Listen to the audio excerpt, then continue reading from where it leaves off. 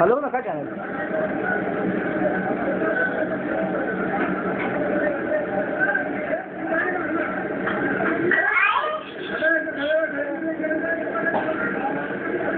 जरा आवाज करा बाबा. बस बस. काहीच करू शकत नाही ते बघ मॅडम.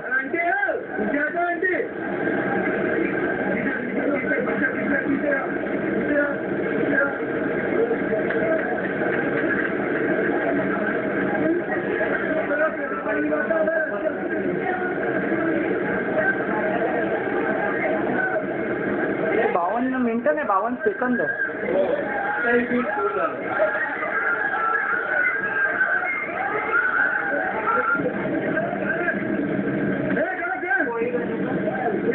काय ते खोल आहे बघ मी अपघाताची ही दृश्य आहेत इंदूर नाही ते अरे कल्पना नाही कमी राठी सुद्धा आपल्या परिवारासोबत पातळ पाणीला आले, पण पुढे काय होणार याची कल्पनाही त्यांनी केली नसेल. जेव्हा राठी कुटुंब आणि इतर पर्यटक या धबधब्याच्या काठावर फोटो काढण्यासाठी उतरले तेव्हा 1 फूटही पाणी या नदीत नव्हतं. ऐकलं? पण इतक्यात पाण्याची एक मोठी लाट येत असल्याची माहिती किनाऱ्यावरच्या लोकांनी दिली.